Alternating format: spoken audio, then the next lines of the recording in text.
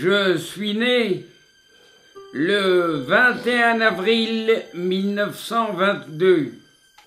J'ai commencé à comprendre la vie dans les années 30, où j'avais donc 7-8 ans. Mon père était charron et faisait des véhicules pour tous les gens du pays, parce qu'à l'époque, il n'y avait pas de camion ni de auto. Il y avait une auto, une seule auto. C'était Monsieur Rissy, le fabricant de parpaings. Mes parents tenaient le café du port. Il y avait un autre café, mais pas si grand que le nôtre. Et c'était le rendez-vous des mariniers, parce qu'il y avait beaucoup de bateaux. Des bateaux, il y en avait jusqu'au premier tournant derrière le pont de chemin de fer, là. Les bateaux, avec les bateliers, le soir, venaient prendre leur tasse chez mes parents. Évidemment, les bateliers qui buvaient sec prenaient une cuite le soir à la tombée de la nuit. Et il y avait de l'animation, je vous assure. Mon père était obligé de mettre la paix avec les touchous. Les touchous, c'était les gens qui menaient les bateaux, avec les chevaux attelés par à peu près 2-3 chevaux sur chaque bateau. La réunion avait lieu tous les soirs chez mes parents. Alors il est évident qu'il y avait une très grosse animation. À l'époque, le chef de brigade s'appelait Monsieur Carrick. Monsieur Carrick, dont le fils jouait avec nous. La brigade de gendarmerie était très animée parce que les bagarres avec les bateliers et les mariniers étaient pratiquement tous les jours. Pratiquement tous les jours. Les travailleurs arrêtaient de travailler 2 ou 3 jours par an. Et il y avait la fête sur la Vilaine. La fête, d'abord, les gens se déplaçaient de Rennes pour voir l'exhibition des nageurs traversant la Vilaine, parce que mon père et les gens du port de Ypres mettaient un cochon comme premier prix à traverser pour les nageurs. Et le cochon était enduit par monsieur Morin, le forgeron, Noblet le charron, de Saint-Doux, et les nageurs se déplaçaient de Rennes, de Redon et de partout pour pouvoir l'attraper. C'était une équipe de Rennes qui, tous les ans, emportait le cochon. Un cochon, pas un gros cochon, pas un petit cochon, un moyen cochon enduit complètement de Saint-Doux. Et là, il y avait un monde fou. J'ai fait partie de là, je ne pouvais même pas approcher auprès du cochon, tellement il y avait de monde. Hein? Et il y avait évidemment de très bons nageurs. L'équipe du Cercle Paulbert, tous les ans, remportait pratiquement le cochon. Alors, il est évident. Il y avait aussi la poêle à galette. Elle était, il n'y en avait pas qu'une, il y en avait 3 ou 4. Elle était sous les halles, enduite de Saint-Doux avec du cirage. les pièces, oh, pas beaucoup de 40 sous. 40 sous, c'était les pièces de 2 francs. Il fallait les décoller avec les mains attachées derrière le dos et les décoller avec le nez, celui qui voulait une pièce.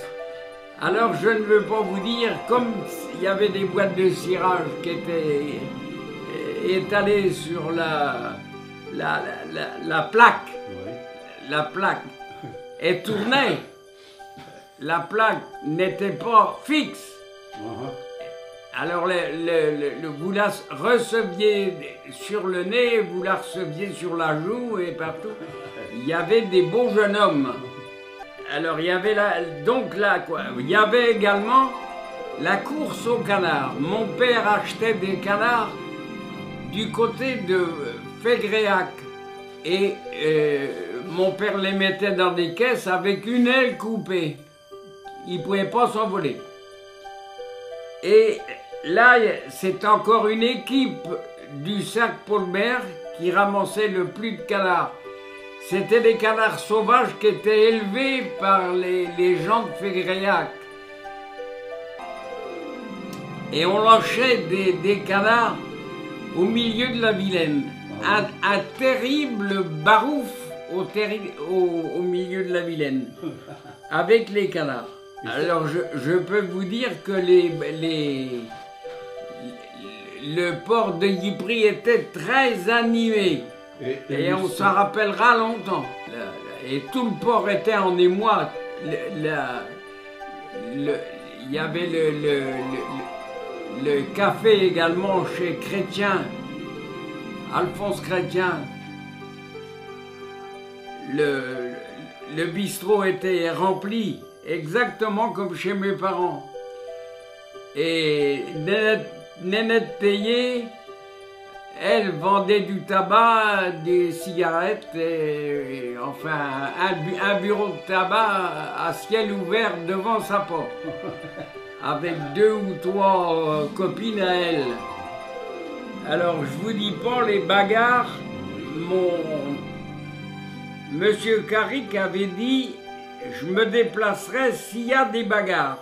Ça, il y a eu beaucoup de bagarres et Carrick ne s'est jamais déplacé parce que mon père faisait la loi avec le père le père à Raoul Morin et 2 ou 3 costauds du port faisaient la loi à eux seuls. Et forcément... Et combien y avait-il de cafés le long du port?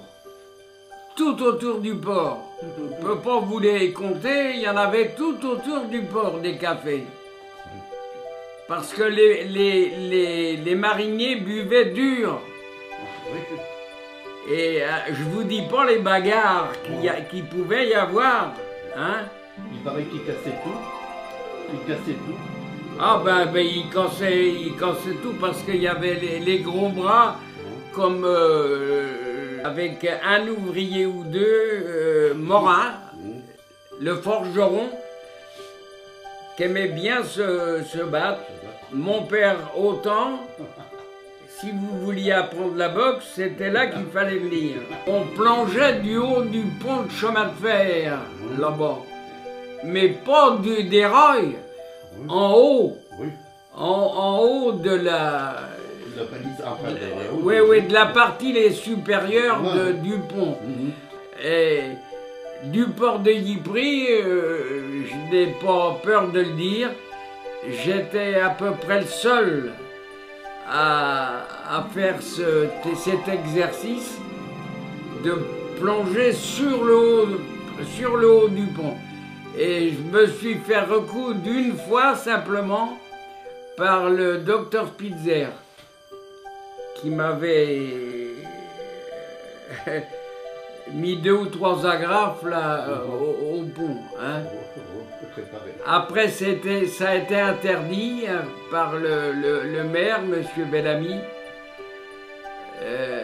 A été interdit parce que ça devenait trop dangereux. Il y en a 2 ou 3 qu'on a été obligé d'emmener à Rennes à l'hôpital. Hein, alors c'était défendu.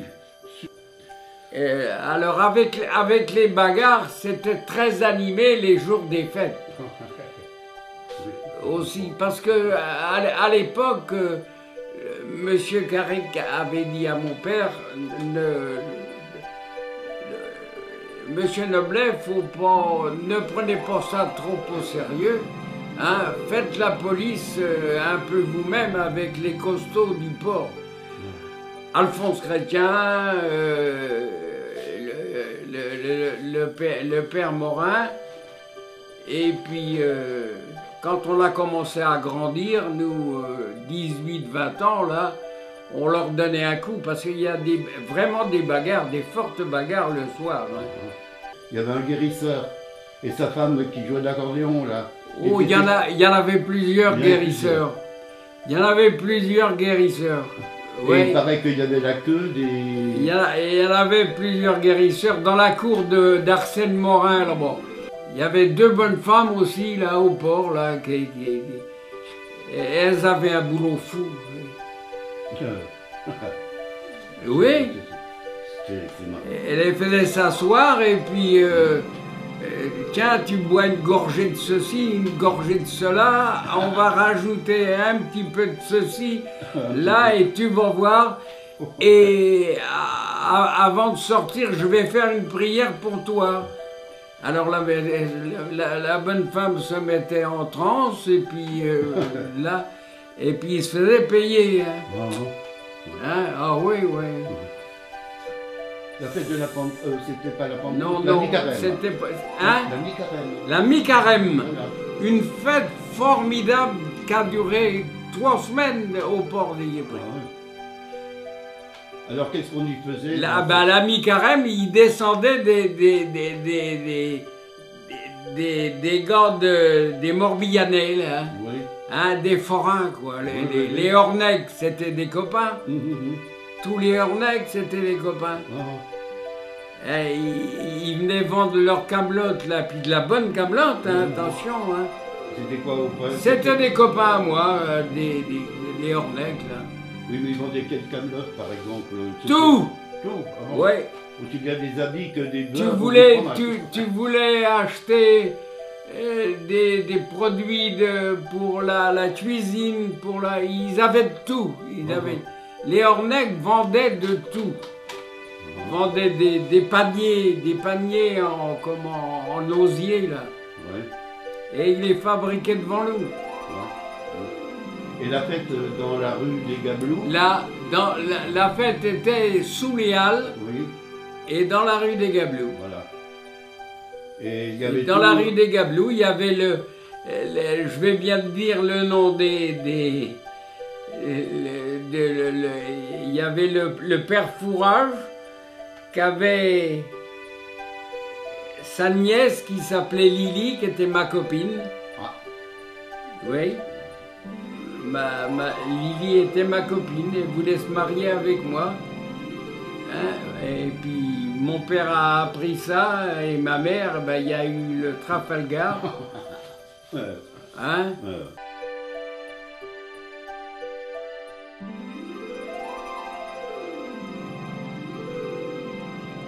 Je suis Lucien Noblet. Alors, t'as de quoi raconter.